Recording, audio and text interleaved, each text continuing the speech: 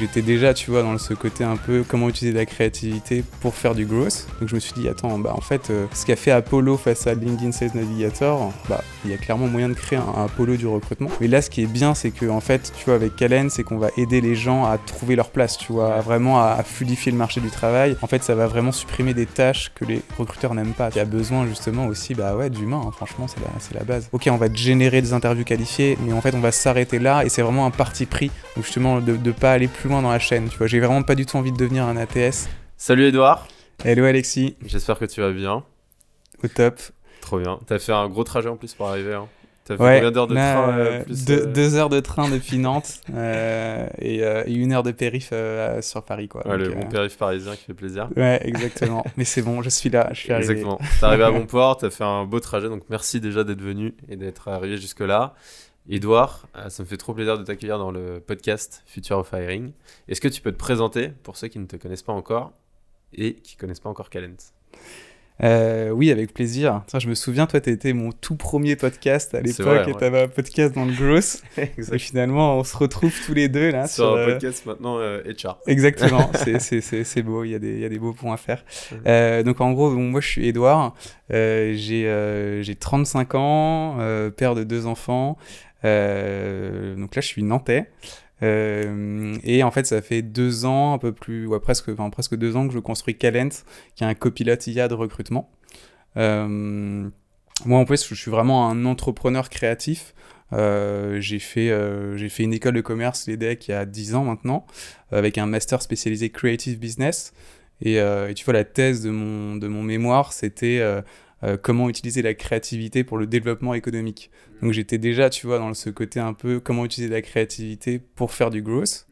Et après, bah ouais, en fait, c'est vrai que j'ai bossé 10 ans aussi, un peu comme toi, hein, dans le milieu du growth. J'ai été un des premiers Head of Growth en France, et j'ai accompagné pas mal de startups, de scale-up, justement pour passer un petit peu de 1 à l'infini, quoi, grâce justement aux meilleures stratégies de génération de leads. En fait, moi, ça fait bientôt 5 ans que je suis entrepreneur. Donc justement, quand j'ai eu 30 ans, à force aussi d'accompagner des boîtes, que ce soit à The Family, chez Privatiseur, chez Foodle, sur un peu leur croissance, je me suis dit, en fait, autant appliquer toutes ces stratégies pour développer ma propre boîte. Donc là, j'avais créé un premier logiciel à Station F, qui s'appelait L'Outil, exactement. J'en sais, ouais. Justement, c'était là où on s'était rencontrés. Et c'est intéressant, je mettais en place... en fait, c'est vrai que comme avant, j'étais aussi dans les premiers utilisateurs de Lemlist, de Phantom Buster, de Drop Contact, tous ces outils un peu cool qui avaient été créés à Station F. Et en plus, j'apparaissais un peu comme le magicien des sales.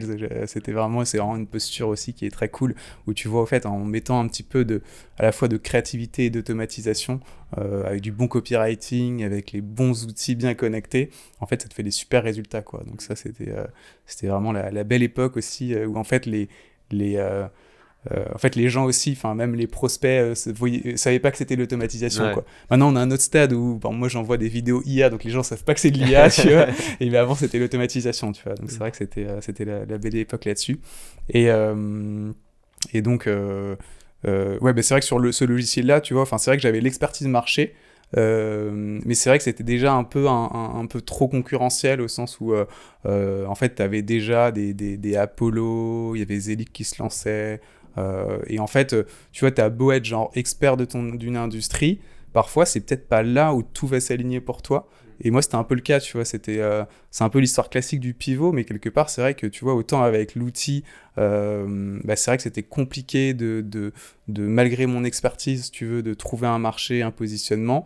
Et en fait, donc j'ai un peu revendu le logiciel à la casse sur acquire.com. Et même, je m'en souviens, au moment justement de la revente, je discutais avec pas mal d'acheteurs à l'international.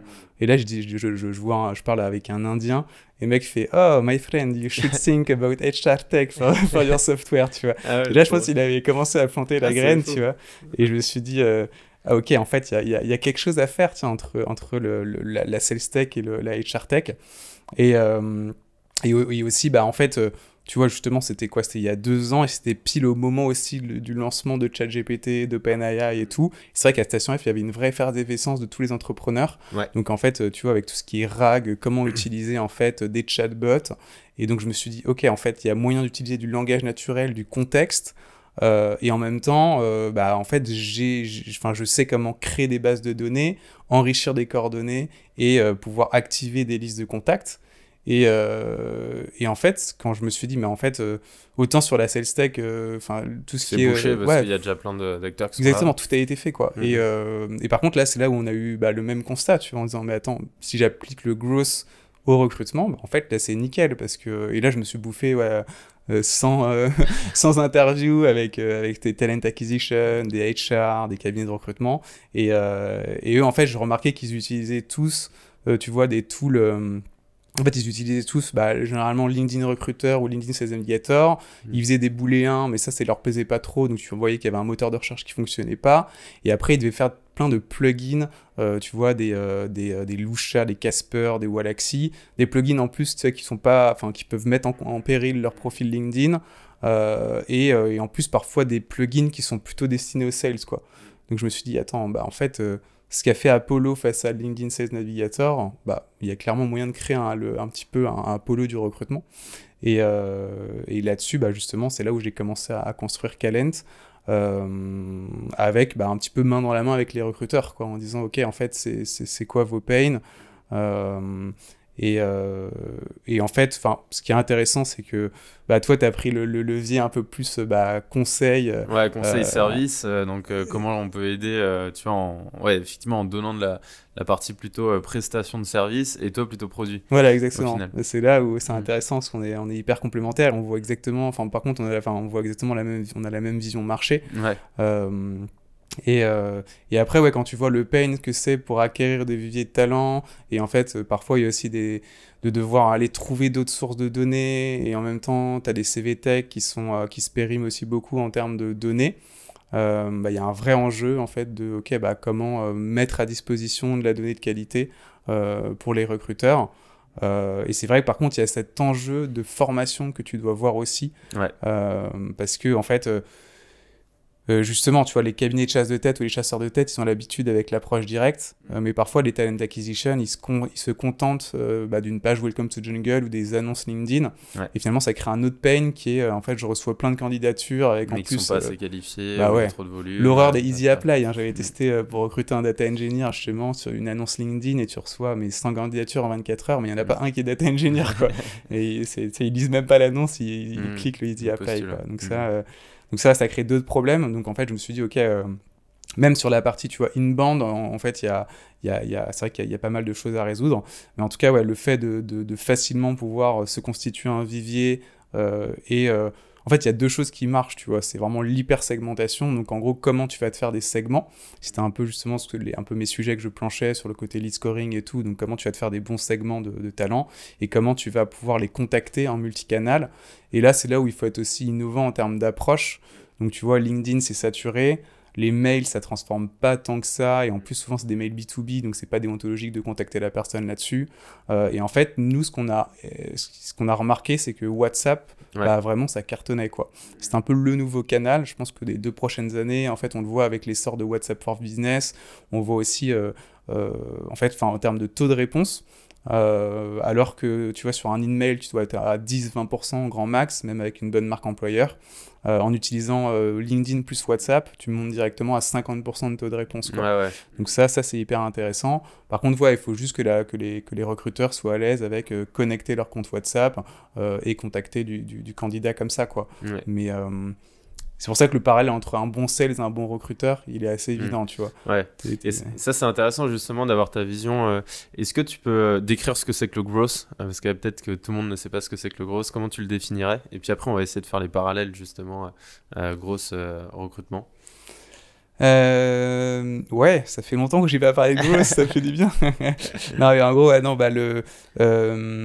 pour moi, c'est mettre en place des stratégies d'acquisition.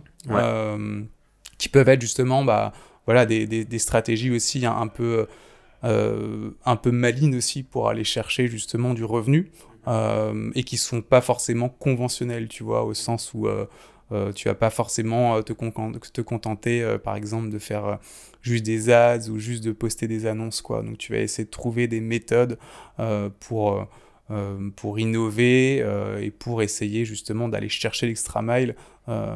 Et c'est aussi une méthode un peu scientifique aussi quelque part parce que tu vas pas mal itérer. Ça ressemble pas mal à l'entrepreneuriat. C'est pour ça que d'ailleurs c'est marrant, tu vois, moi j'étais head of growth, j'ai fini CEO et souvent je vois pas mal, même dans les head of growth que je recrute, je leur dis ok, c'est sûr le mec il sera CEO après parce que c'est assez logique au final, en fait, à force d'itérer et de trouver les bonnes formules. Et donc ouais, et donc c'est pour ça que justement ces méthodes-là, souvent elles sont... Bah, à l'époque, c'était beaucoup lié à l'automatisation. Donc justement, tu allais faire des Zapier, des Make, la grosse machine, genre des flows, des séquences. Et maintenant, en fait, ce qui est bien, c'est qu'on va pouvoir combiner... c'est pour ça que maintenant, c'est même plus le growth hiring, c'est l'AI growth hiring, tu vois. Et c'est vraiment, maintenant, tu vas pouvoir en plus faire tout ce qui est automation et en plus ajouter tout ce qui est Gen AI, tu vois. Ouais. Et nous, c'est ce qu'on fait avec Calent, avec justement proposer des similarités de champs sur les filtres, tu vois, pour aller trouver des filtres intelligents. C'est des choses que tu peux faire. Créer des résumés IA en Gen AI, justement, sur l'ensemble des profils. Et aussi proposer les meilleures accroches. Et ça marche bien. Par contre, c'est vrai que ça marche seulement si tu mets le bon contexte, quoi. Donc, c'est pour ça que c'est hyper important de bien rédiger ces annonces, quoi. Franchement, ça, c'est la base, quoi. Que ce soit, quand on a un recruteur pro, de bien prendre le brief client. Et pareil, et même pour le recruteur, de savoir quel type de profil il veut, tu vois. Ça, c'est un vrai enjeu, quoi. De bien de poser sur la fiche de poste. Maintenant, on peut rédiger aussi avec la Gen AI, tu vois, la fiche de poste, mais c'est important d'avoir tous les éléments. Et si on a les bons mots-clés, en fait, on aura aussi le bon matching. Et après, on aura aussi les approches qui marchent. Et les approches qui marchent, tu vois, c'est les mêmes, générer du rendez-vous ou générer des interviews qualifiées, quoi. Tu as le modèle AIDA, tu rends les gens un peu curieux, et après, généralement, ça fonctionne bien.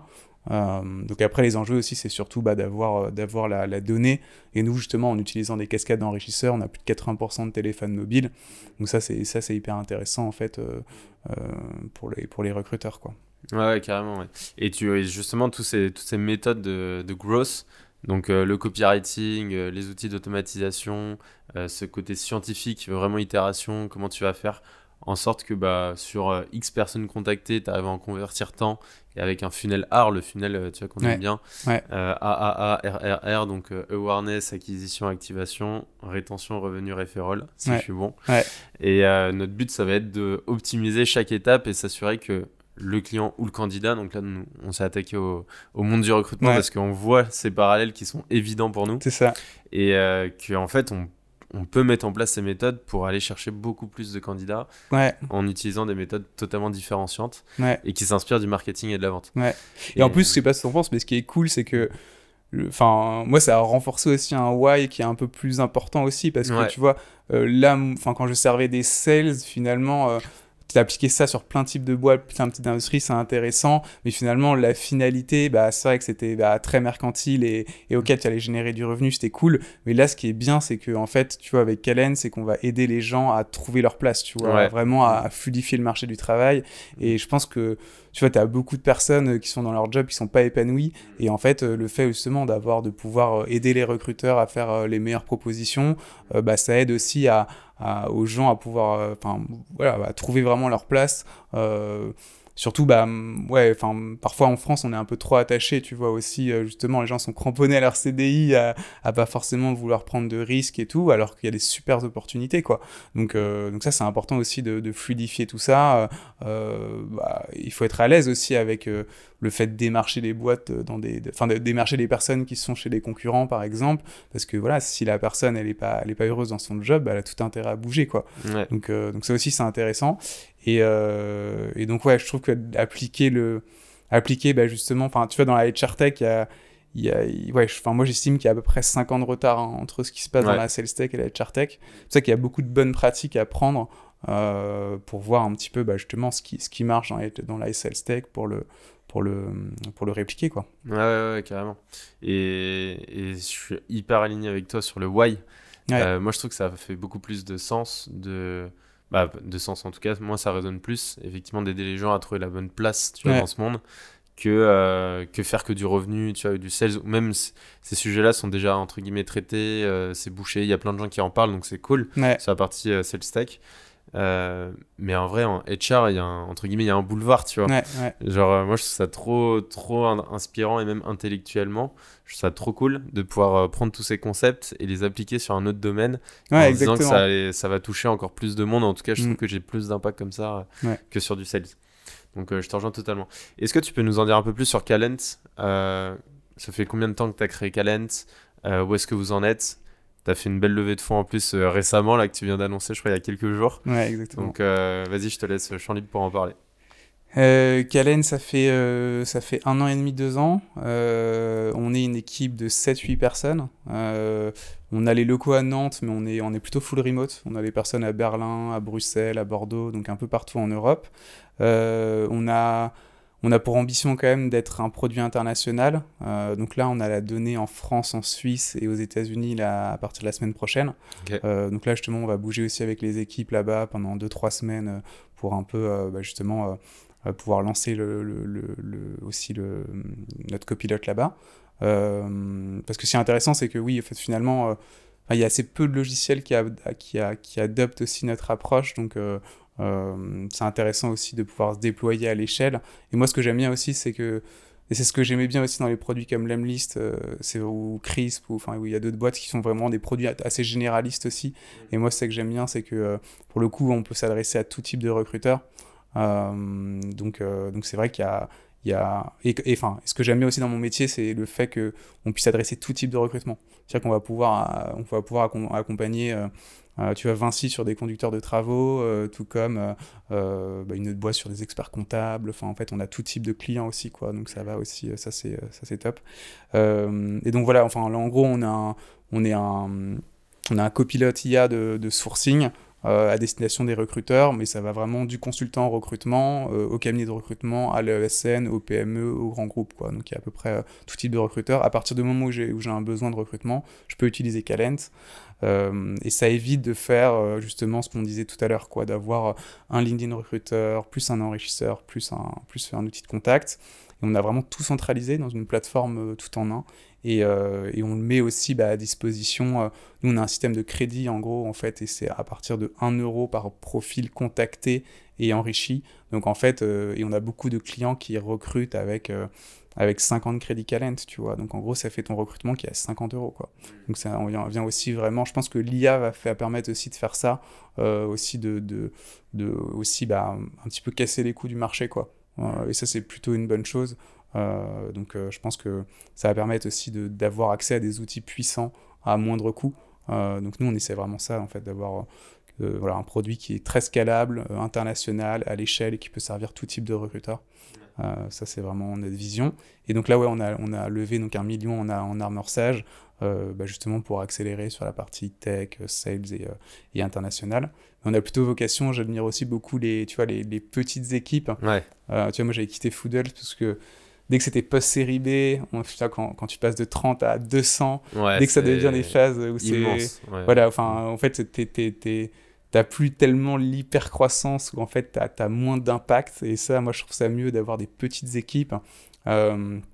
Et limite, tu vois que moi, dans mon équipe, que j'ai des freelances ou CDI, peu importe, en fait, le type, enfin, tant que les gens, en fait, sont hyper passionnés, ambitieux, et essayer de faire, voilà, des petites équipes hyper agiles, et on essaye aussi de maintenir aussi cette culture de boîte assez full remote, et assez, voilà, où les gens sont hyper contents aussi de participer à cette nouvelle vague IA, parce que, tu vois, enfin, t'as eu des vagues d'innovation comme ça, avec, ouais, t'avais le logiciel SaaS avant, et maintenant, vraiment, on voit que tout ce qui est, que ce soit agentique ou copilote IA, c'est vraiment quand même une nouvelle vague qui est hyper intéressant. Enfin, on a des moments aussi, tu vois, en termes de vie pro qui sont assez cool à vivre, Ouais, quoi. Je trouve qu'en moi, ce moment, avec tout ce qui se passe, c'est folle, en vrai. c'est fou. stimulant.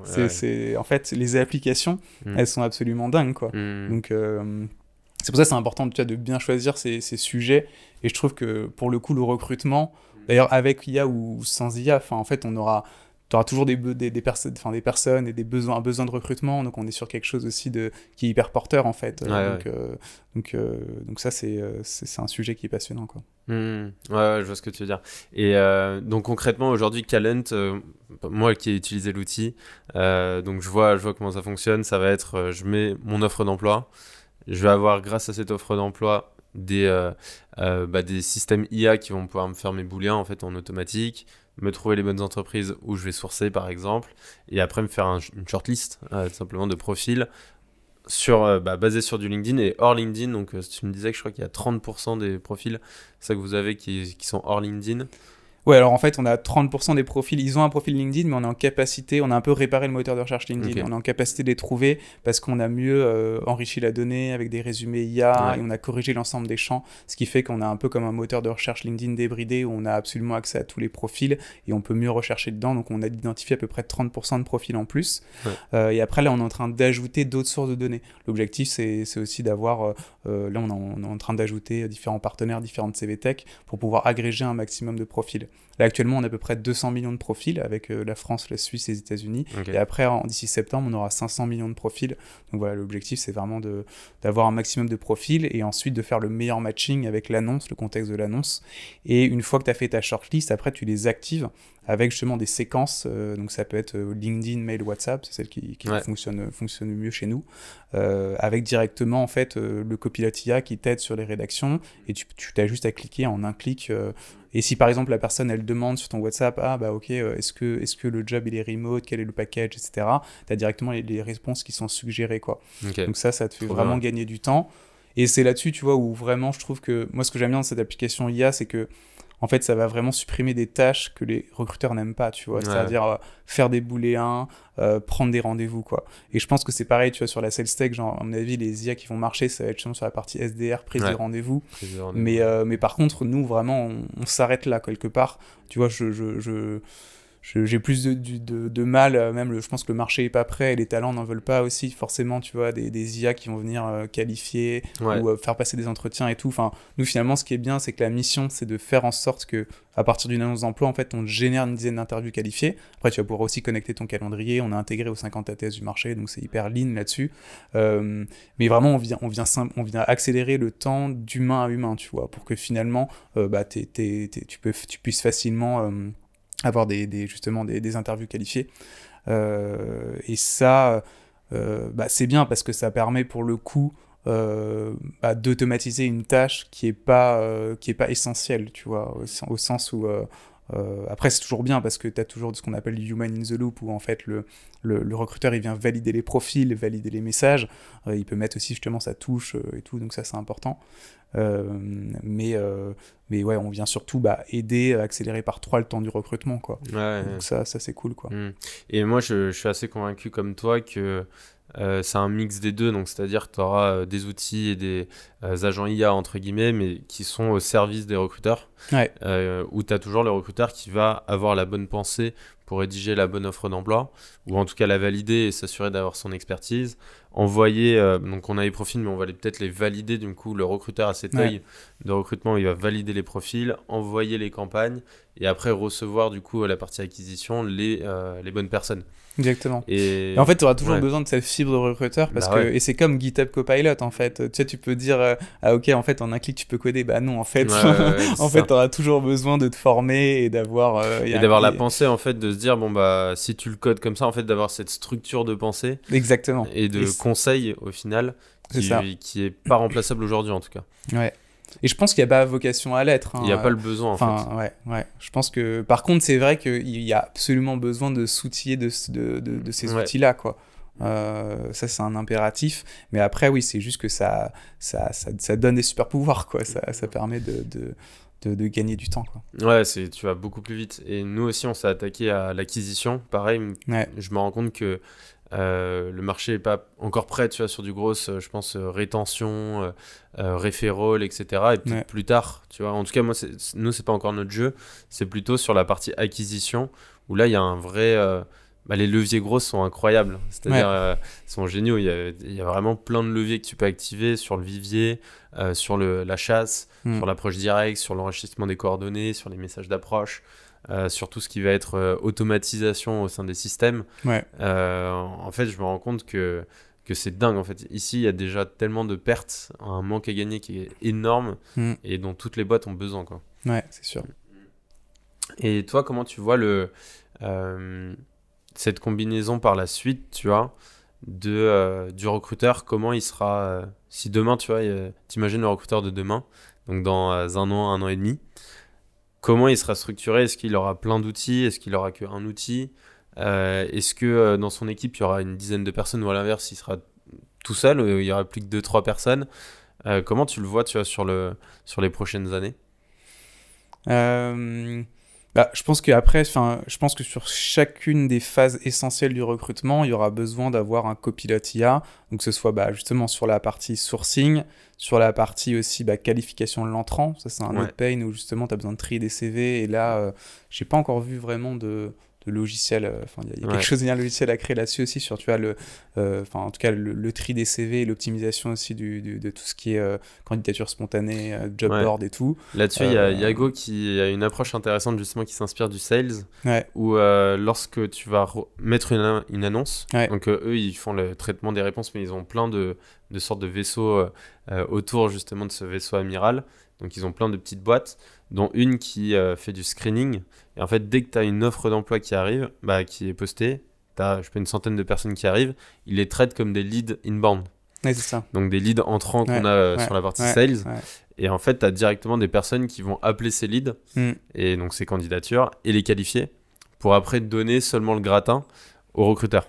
Et donc tu as une sorte de gestion vraiment de réponse hyper rapide, pour déjà faire vivre une meilleure expérience candidat, et surtout apporter seulement les bons leads. Mais du coup, il y a un côté service plus que produit qui est créé. En tout cas, lui, il a plus une vision service-produit, un peu des deux, que seulement un produit. Mais en tout cas, c'est pareil sur la qualification, où en fait, tout ce qui est création de scorecard, évaluation, en fait, sur chacune des briques, il y aura aussi justement des agents ou des copilotes IA qui vont pouvoir aider, quoi. Et après... je pense que le résultat, un recruteur va pouvoir faire plus d'entretiens, mais en fait, ça dépendra des équipes, quoi. Mais j'ai l'impression qu'actuellement, ils sont déjà tous sous l'eau. Ça permettra plus, finalement, d'avoir de la qualité, tu vois, dans les échanges, quoi. Donc peut-être qu'il y aura moins de flux, mais ce sera plus quali, quoi. Donc ça, c'est pas mal. Et après, de toute façon, même sur les sujets hiring ou HR global, il y a tellement tu vois, je pense qu'il y a plein de sujets où l'IA va pouvoir aider aussi sur la création de contenu, sur la marque employeur, sur des sujets, en fait, il y en a plein, quoi. Donc je pense qu'on va avoir pas mal d'acteurs immergés. Et après, dans l'idée, tu vois, nous, on a intégré aux 50 ATS du marché, il y a beaucoup d'ATS aussi, et il y en a peu qui font encore justement la partie sourcing comme la nôtre. Je sais pas s'il y a un acteur qui réussira à faire ATS plus CRM plus sourcing et le faire vraiment bien at scale. Ça, j'ai l'impression que souvent ça fait des pieuvres mal faites, tu vois. Donc non, je pense plutôt justement à l'hyper spécialisation de certains logiciels sur chacune des briques.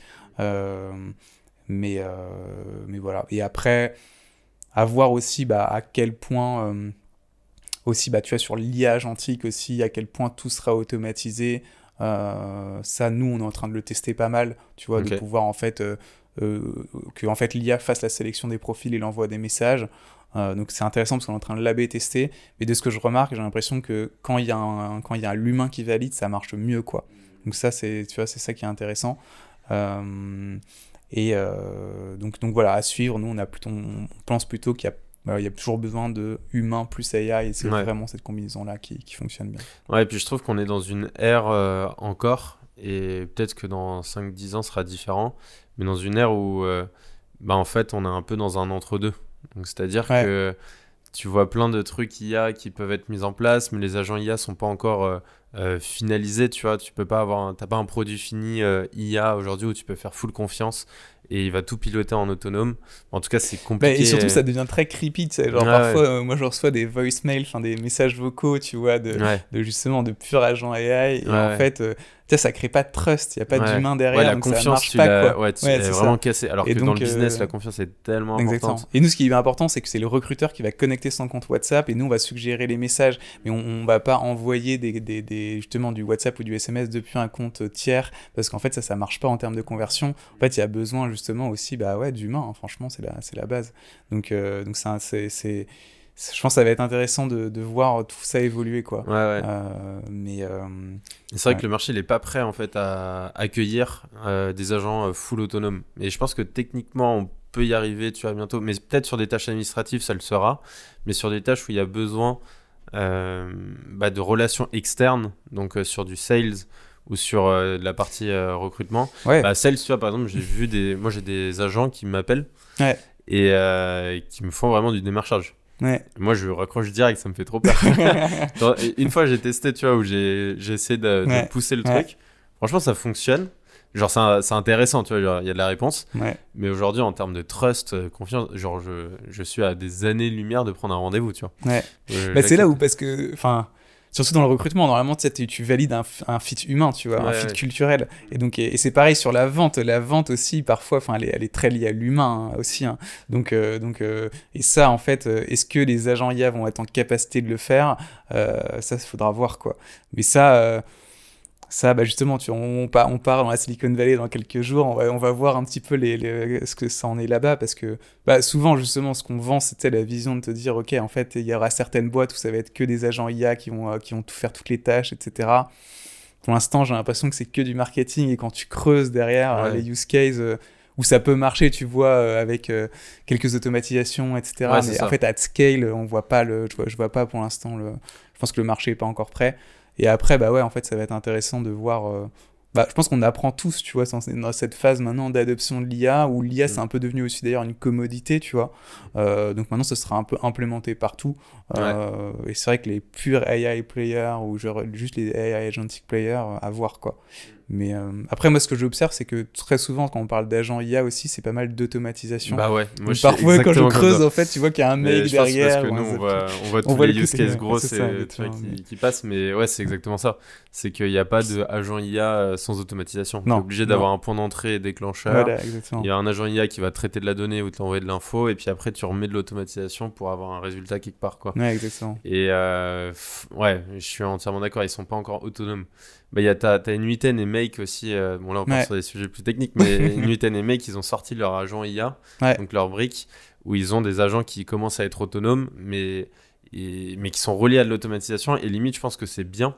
Mais eux c'est logique, parce qu'ils ont la brique automation, ils mettent du Gen AI dessus, tu vois, mais ça change pas aussi leur... Et je trouve ça intéressant même d'avoir un agent IA qui peut s'intégrer, tu vois, avec de l'automatisation, une brique, à plein d'outils à l'intérieur de ta structure, tu vois, de ta boîte. Mais c'est ça ce qui est clé, et nous on le voit bien, c'est pour ça qu'on est intégré aux 50 têtes du marché, mais maintenant ça va être aussi comment t'intègres tes outils, même pour l'adoption en fait, et comment est-ce que tu synchronises et t'intègres toutes ces tâches pour pas multiplier les outils, quoi. Ça c'est vraiment un truc essentiel, quoi. Et ça c'est intéressant, je trouve, avec Calent, ça m'intéresse d'avoir ton avis. J'ai l'impression que vous avez pris le parti d'avoir un outil qui s'occupe de tout, en tout cas d'une partie de la chaîne, et de toute cette partie de la chaîne. Donc c'est-à-dire l'identification, l'enrichissement des coordonnées, les séquences, etc. Au lieu d'avoir plusieurs outils. Comment tu le vois, toi, justement, sur cette gestion des outils? Parce que les recruteurs, ils en ont plein. Il y a plein de trucs à droite à gauche qui arrivent. Toi, tu as justement cette vision-là où tu as un outil spécifique qui s'occupe d'une partie de la branche et après qui s'intègre à d'autres. Plutôt des all-in-one. Comment tu le vois? Justement, enfin... Quand moi je démarrais dans le growth, tu vois, justement, je multipliais les outils, et en fait, au final, ça me saoulait de devoir faire des makes ou des zappers entre ces outils-là. Et donc, en fait, je me suis dit, ok, il doit y avoir des all-in-one tools, et c'est là, justement, où j'ai vu des Apollo, des all-in-one tool plateformes, ok, en fait, qui peuvent tout synchroniser, quoi. Et donc, nous, c'est vraiment cette vision-là de dire, ok, tu vas pas multiplier les licences ou multiplier les flows pour avoir, en fait, un outil intégré. Et ce qu'on essaye de faire, nous aussi, c'est qu'on veut parce qu'après, tu as les outils genre qui sont trop complexes aussi, justement, tu vois, ou même les makes, la grosse machine et tout. Enfin, en fait, ça demande aussi peut-être une science technique ou justement une habileté, tu vois, de devoir connecter et tout. Et nous, en fait, on veut vraiment éviter ça. Donc là aussi, nous, ce qu'on essaye de faire, c'est l'outil le plus simple possible, quoi. C'est pour ça qu'on veut qu'il n'y ait pas de booléen. Nous, les séquences, elles sont préfaites, on n'en a que 2. En fait, on veut vraiment aussi d'avoir quelque chose de très lean et très simple. Et ça, ouais, c'est un vrai challenge, un vrai enjeu product, quoi. De vraiment essayer de... En fait, derrière, ça peut être très complexe, mais en fait, dans le front, d'avoir une UX qui soit la plus simple possible. Et nous, c'est ça que les recruteurs apprécient, quoi. Surtout quand on adresse tout type de recruteurs, quoi. Parce que finalement, ouais, les gens, il faut que ce soit simple, quoi, pour constituer un vivier. Tu sélectionnes les profils, tu as directement de toute façon toutes les coordonnées, les messages y partent, et après ça te book directement les entretiens, quoi. Et ça c'est nickel, quoi. Donc, Et toi, en tant que fondateur de SaaS, tu vois, dans la HR Tech, en gros, je trouve qu'il y a toujours un enjeu, tu vois, sur les SaaS qui est d'aller rapidement, de toujours innover, avoir toujours le meilleur produit, parce que tu as aussi un énorme cimetière aussi de SaaS qui n'ont pas marché. Comment tu vois justement ta vision de ton entrepreneuriat sur le game du SaaS, tu vois, sur ce marché qui est hyper complexe, entre guillemets? Après, nous vraiment, on sait qu'on a vraiment, on a tout mis aussi sur la qualité de la donnée, sur un produit. On a vraiment un temps d'avance aussi sur les flows, sur le pain point et tout. Donc, je sais qu'il faut aller vite, mais ouais, là-dessus, moi, je suis assez confiant parce que justement, j'ai vraiment répliqué, tu vois, sur la verticale. Enfin, je vois exactement le chemin, tu vois, sur comment trouver aussi, enfin, comment répondre aux besoins, tu vois, sur la partie sourcing et chasse de tête. Quand je parle aux clients et quand je vois en fait où est-ce que c'en est maintenant, est-ce que je peux apporter, moi, enfin, tu vois, c'est assez évident là-dessus. Donc, par contre, nous, c'est vrai qu'on s'arrête, tu vois, juste sur ok, on va te générer des interviews qualifiées, mais en fait, on va s'arrêter là, et c'est vraiment un parti pris, donc justement, de ne pas aller plus loin dans la chaîne, tu vois. J'ai vraiment pas du tout envie de devenir un ATS, parce que des ATS, t'en as plein, et je pense que pour eux, ça doit être difficile, parce que tu dois trouver la bonne niche, et c'est très compliqué de se différencier. Nous, pour le coup, on a vraiment trouvé notre élément différenciateur, justement sur cette partie sourcing, approche directe, automatisée. Et donc là-dessus, ouais, nous vraiment on va se limiter à ça et essayer d'être très bon là-dessus et de servir un maximum nos clients là-dessus, quoi. Donc je pense que c'est aussi important justement d'être focus, tu vois, et de pas non plus c'est un peu le problème aussi, tu sais, de certains SIRH qui vont lancer 50 solutions ou ça peut être tentant, tu vois, mais en fait non, en fait moi j'essaie vraiment de faire un produit, le faire très très bien et après et c'est que comme ça que ça marche, quoi, je trouve. Et c'est quoi les peines que tu vois justement du marché avec les gens que tu échanges, où tu te dis j'aimerais résoudre ce pain-là, où je le vois et finalement j'y vais pas, et qui pourrait être résolu peut-être avec du growth ou avec de l'automatisation ou avec d'autres services? Ouais, y en a pas mal. Sur la typologie Enterprise, en fait, on remarque qu'il y a vraiment cet enjeu, comme on disait, de qualification de l'entrant, de l'inbound, des CV que tu reçois. Il y a aussi l'enjeu de la donnée ATS que nous, on va peut-être résoudre un jour parce que, en fait, quand on peut connecter des sources de données à Calent, on peut aussi venir chercher dans ton ATS les talents qui matchent avec une job offer. Ça, tu sais que tu as 40% en fait, des candidats qui sont déjà dans ton vivier. Ouais, quoi. C'est la stat de Laurent. Ouais, c'est hyper intéressant. Donc ça, comment est-ce que tu fais pour dédoublonner, enrichir, trouver ces candidats-là? Voilà, nous, on va peut-être le résoudre d'ici quelques mois, mais en tout cas, il y a clairement ce pain point-là aussi qui est venir... un petit peu, c'était le même pour la problématique justement du lead scoring, tu vois, pour les CRM, hein. Mais c'est une problématique assez complexe aussi, qui est plus enterprise et tout, donc ouais, mais en tout cas c'est un des pains. Et après, ouais, sur aussi l'évaluation, les scorecards et tout, donc ça, je pense qu'il y a pas mal aussi de solutions qui arrivent et on voit que c'est un pain. Après, sur le process, je pense qu'il y a pas mal de solutions qui sont créées aussi, hein, grâce aussi aux agents vidéo, tu vois, aussi d'évaluation des entretiens et tout. Ça, je pense que pour l'instant, ça va bien rouler, tu vois, avec des solutions comme Nuta, comme The Staffing et tout, qui font tout ce qui est screening vidéo et tout, ça marche bien. Non, mais surtout, moi, les enjeux, en fait, les enjeux, c'est de la donnée, quoi. Nous, c'est surtout ça. Je vois qu'il y a pas mal d'enjeux de la donnée.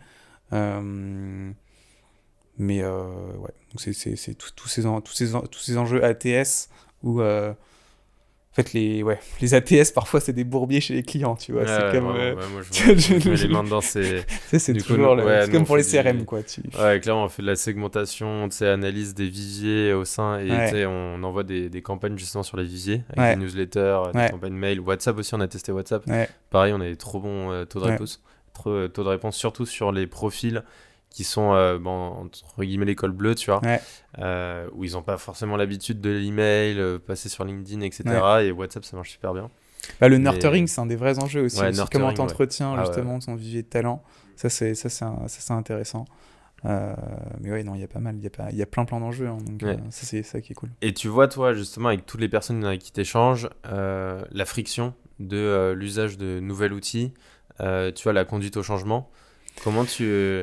Mon seul pain, c'est que les gens, en fait, quand ils font la démo, ils disent, mais moi, c'est limite genre, mais c'est trop beau Edouard pour être vrai. Tu vois. Donc, c'est un bon problème à avoir. Mais attendez, mais les gars, vous êtes à 79 € par mois. Ça vraiment, moi, c'est surtout, voilà, comme j'arrive avec une proposition qui est quand même, qui regroupe beaucoup de choses et qui est aussi hyper abordable et qui s'adresse à tout le monde.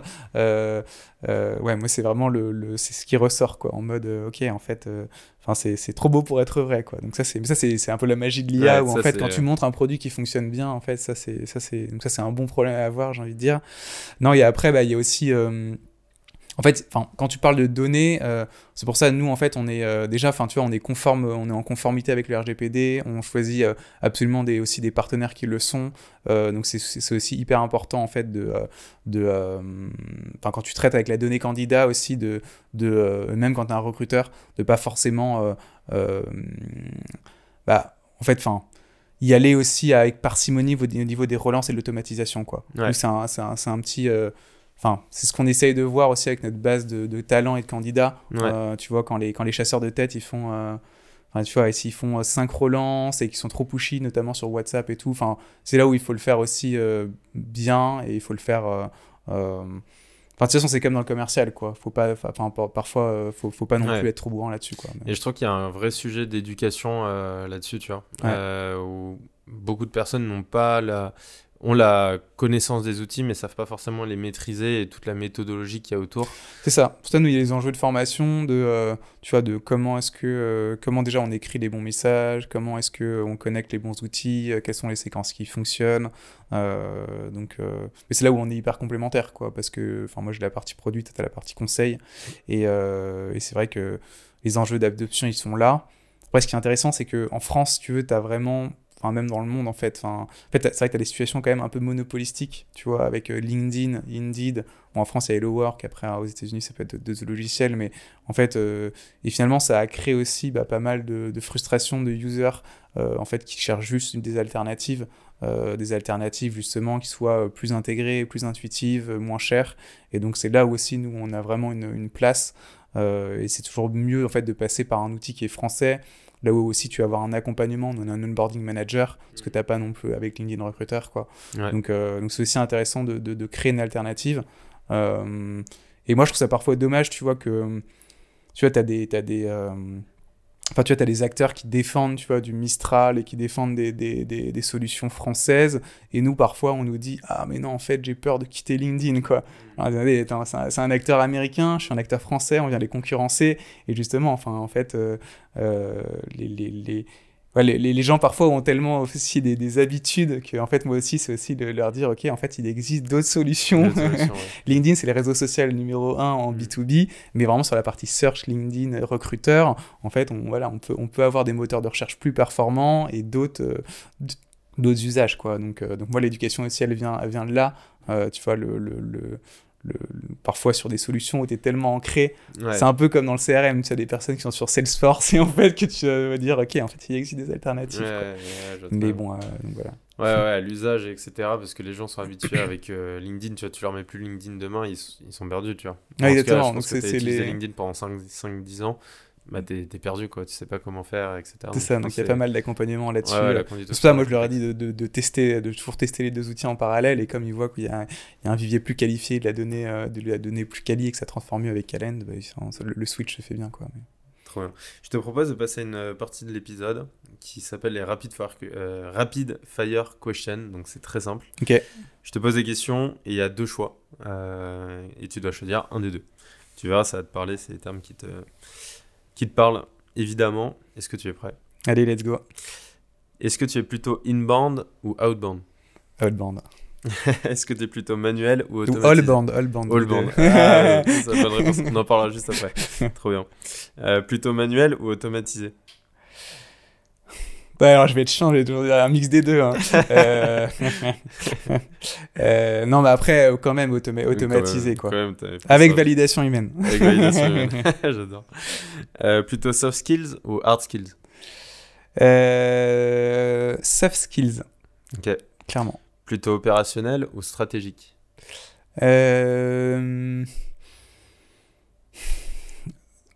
Il faut être un doer, il faut clairement être un maker. Par contre, faut apprendre de ses erreurs, donc à un moment donné, il faut prendre du recul aussi, quoi. Donc moi, c'est par phase, tu vois, genre des phases opérationnelles, et parfois je prends un peu de strat, quoi. Tu fais strat pour prendre du recul. Ça dépend des phases, quoi. Il y a des cycles. Et il y a des cycles. Trop bien.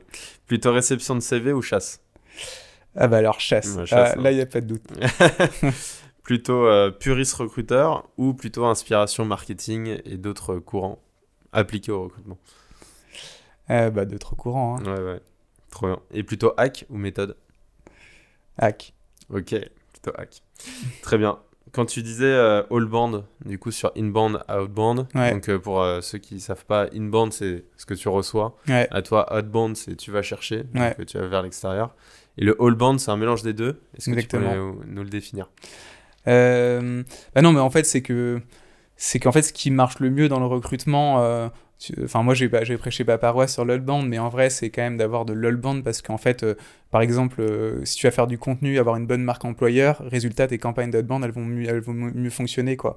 Donc c'est important de mixer toutes les approches avec à la fois justement de la création de contenu, de la création de marque, de la marque employeur pour recevoir des candidatures, pour avoir des candidatures spontanées, pour avoir une présence en ligne et en même temps oui être proactif quoi et donc faire de la chasse et de l'outbound quoi. Donc en fait l'un et l'autre sont hyper intriqués.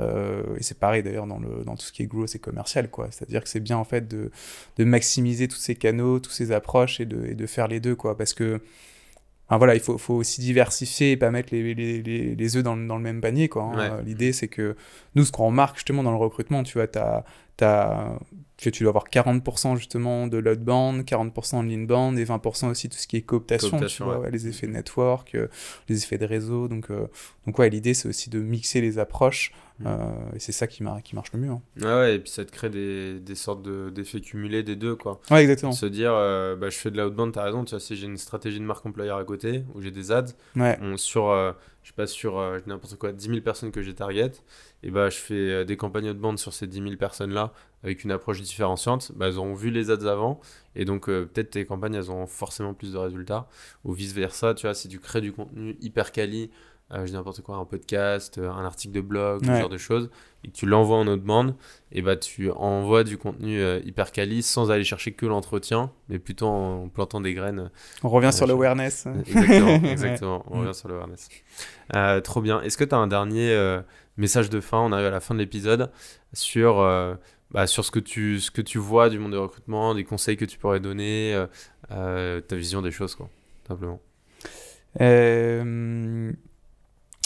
Non, qu'il faut pas hésiter justement, enfin, on parlait de nurturing, mais justement, en fait, l'acquisition de talent, c'est aussi un jeu long terme, quoi. C'est-à-dire que, typiquement, nous, on va pouvoir vous débloquer une dizaine d'interviews qualifiées en une semaine, donc ça, c'est top. Mais en vrai, potentiellement, il y a certains talents qui vont pas être disponibles de suite, mais qui le seront dans 3-6 mois. Donc, en fait, c'est quand même important de mettre en place ces campagnes, ces stratégies, parce qu'en fait, c'est payant forcément sur le long terme. Donc ouais, je pense que l'idée c'est ça, c'est aussi d'implémenter ce genre de technique ou de logiciel parce que de toute façon c'est payant sûrement sur le court terme mais aussi vraiment sur le long terme donc oui et après je pense que tu vois c'est un peu on revient aussi un peu tu vois au mindset tu vois mais c'est vrai que c'est important justement d'avoir ce mindset un petit peu justement de growth d'opportunités et de cultiver les opportunités et ça c'est hyper important d'avoir ça dans sa team aussi quand on a une team de talent acquisition ou dans son cabinet de recrutement d'avoir aussi des personnes qui sont en capacité de le faire quoi. Ouais. Et je trouve que c'est un peu le pain des équipes recrutement, c'est qu'ils il n'y a pas forcément cette casquette soit market ou soit grosse dans ces équipes-là. Ouais, Donc, ce serait le profil un peu RecOps, entre guillemets. ouais tu qui vois. marche pas mal. Hein. Ouais, en vrai, il y a RecOps qui va optimiser les process sur la partie outillage, etc. Et après, Ouais. je dirais gros hire, tu vois, ou un expert gros hiring, Mm. avec une casquette plus market ou un marketeux, tu vois. Ouais, Mais c'est vrai que moi, je vois là dans pas mal de boîtes que j'accompagne, qu'il n'y a pas ce profil market, ouais. en fait. Et du coup, il n'y a pas cette pensée de... Bah, ça devrait être le DRH ou Ouais, c'est tu ça, vois. exactement. Mais ils sont pas formés en fait à ces sujets-là. Ouais. Et j'ai rencontré quelques-uns Mm.